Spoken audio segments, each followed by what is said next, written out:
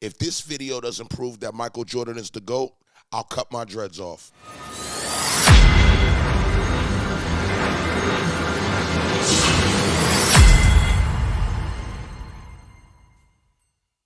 It didn't take Michael Jordan long enough to dominate the league when he stepped on the hardwood.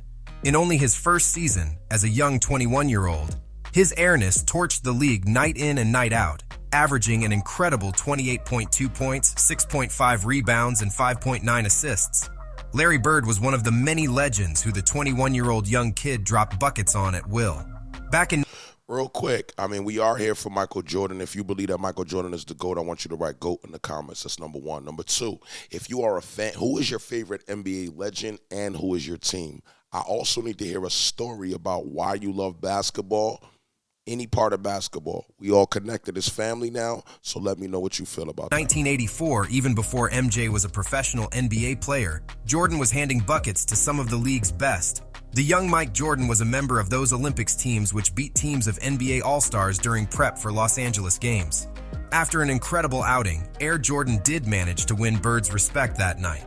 According to a former Boston Globe reporter, Dan Shaughnessy, the Boston legend had predicted Michael's successful career right after their first match. You know I'm a big Larry Bird fan, so make sure y'all check out the content on the channel, man, because Larry Bird is definitely one of my top.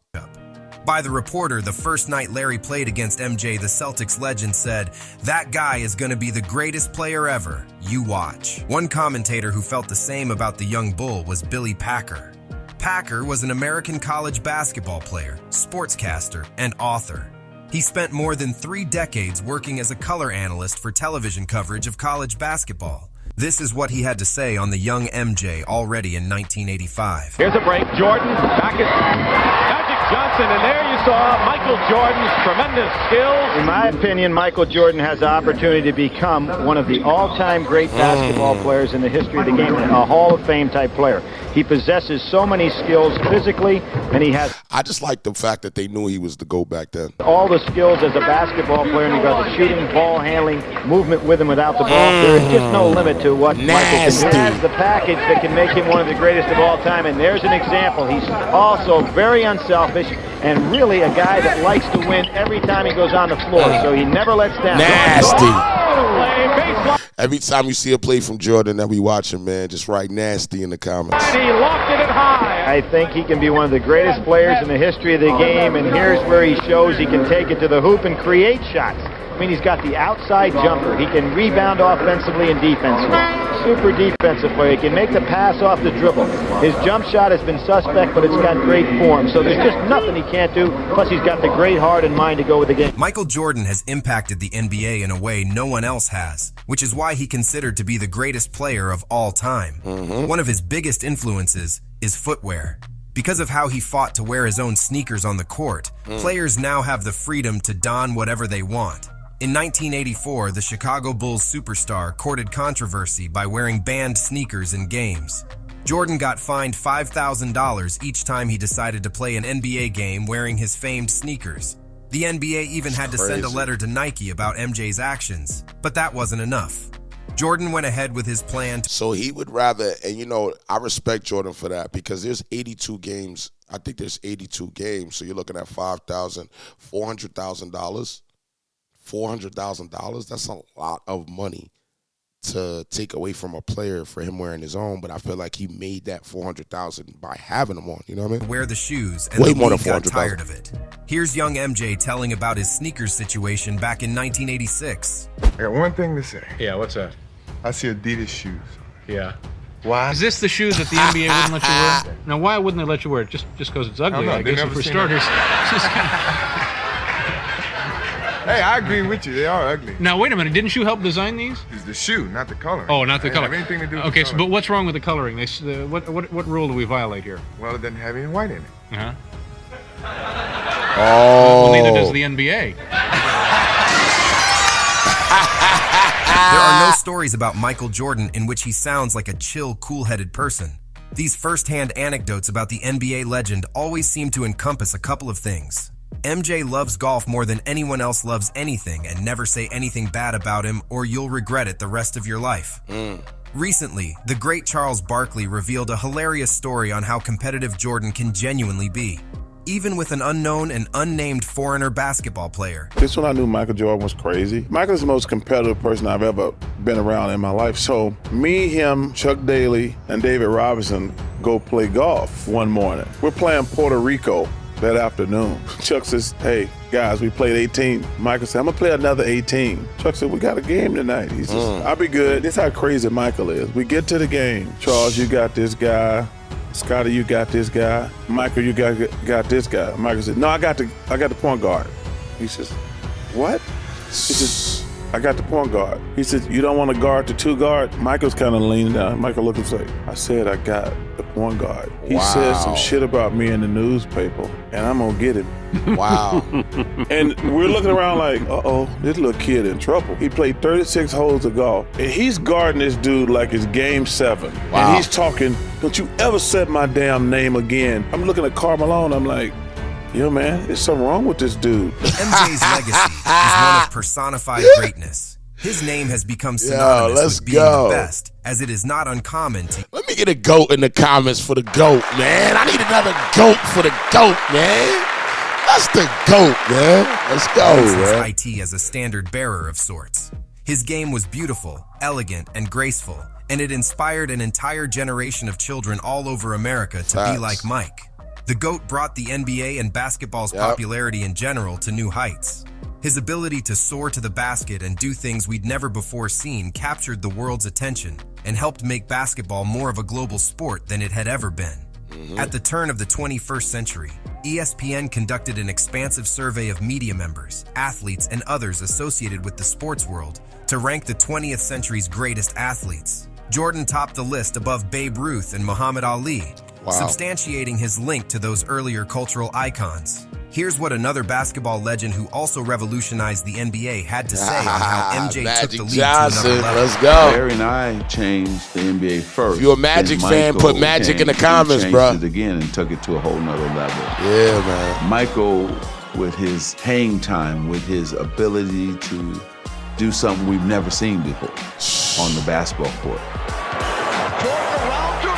Yeah, that's great. That's 4 players. Become accustomed to Dr. J flying through the air. But Dr. J didn't play on the floor as well. Michael was the first player to play on the floor, play in the air at the same time. Then the revolution of Nike was his social media when it didn't exist. So they let the world and everyone around you see him every day through commercials. And you got to see his greatness more often. So he was the first Twitter, Instagram person through Nike. That's crazy. MJ and Spike Lee starred in a series of Nike commercials in the late 1980s and early 1990s that are some of the most iconic and memorable in sports advertising history. The commercials, which were directed by Lee, featured Lee as Mars Blackman, a fictional character from Lee's 1986 film She's Gotta Have It.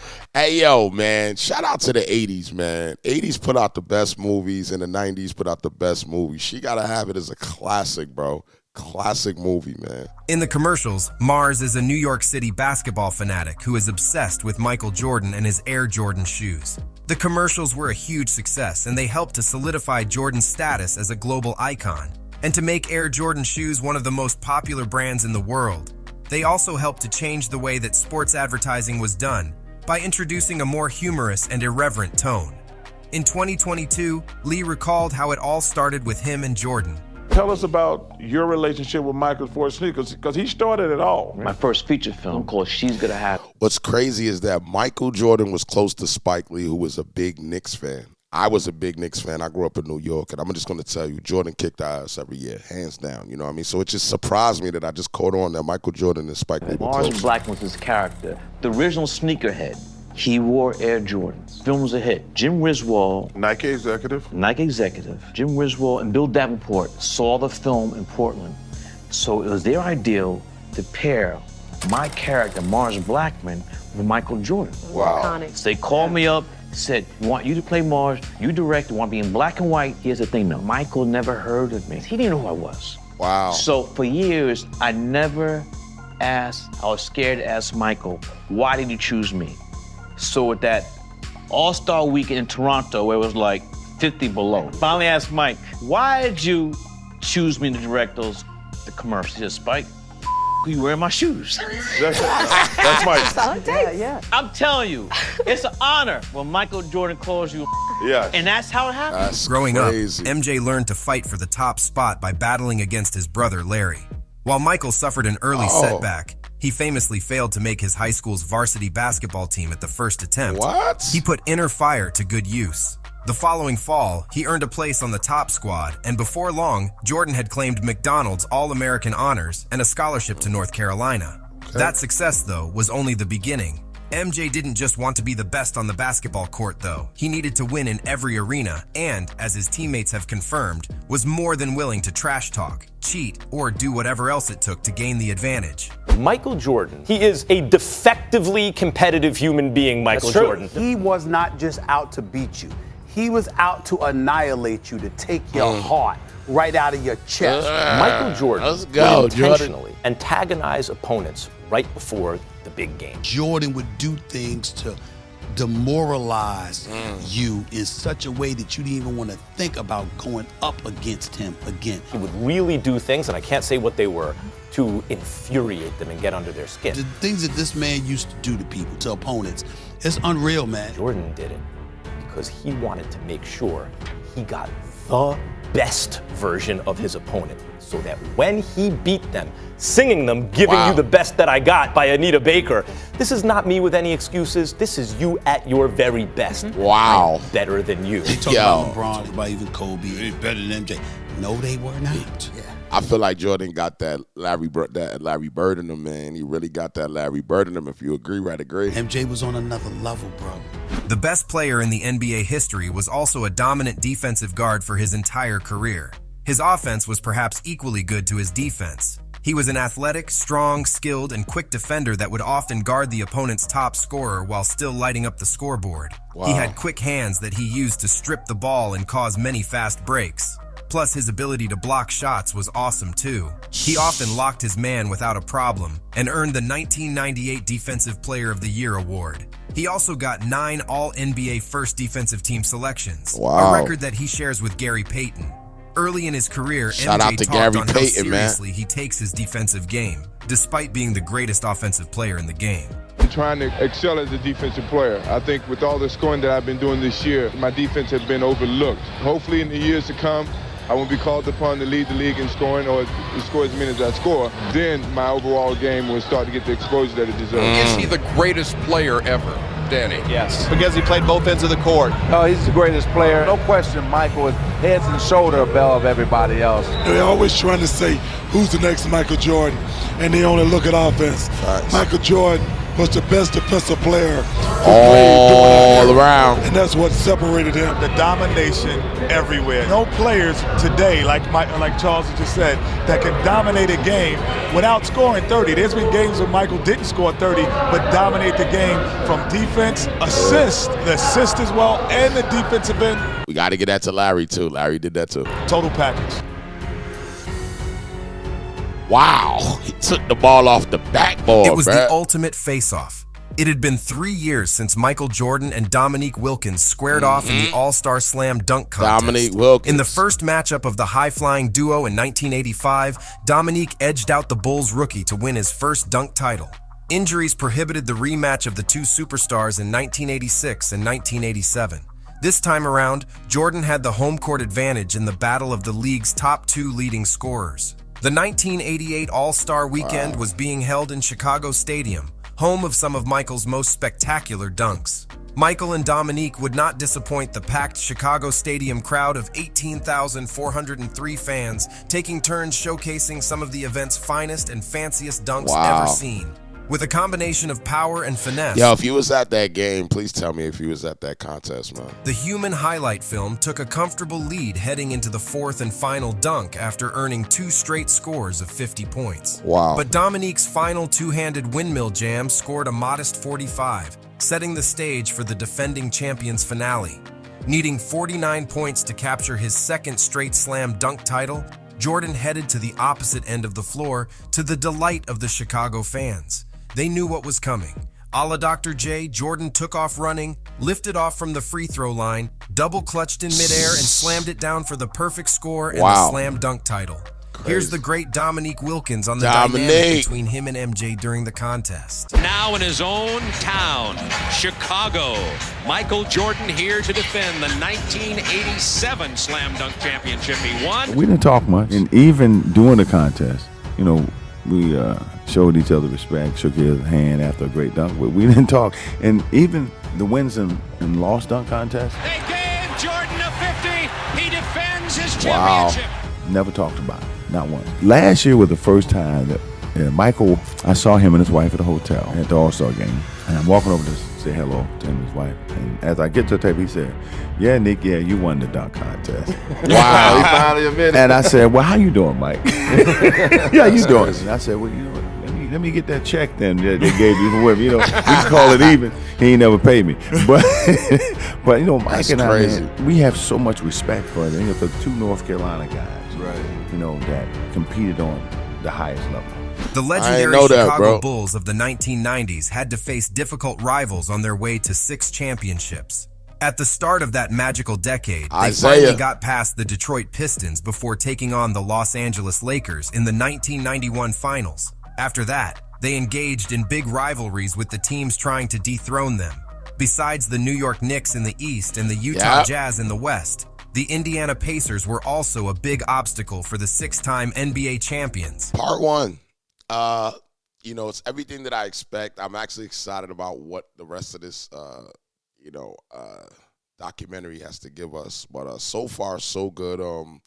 I want you guys to let me know if you want to see the second one. If you are interested in the second one, I want y'all to write second in the comments.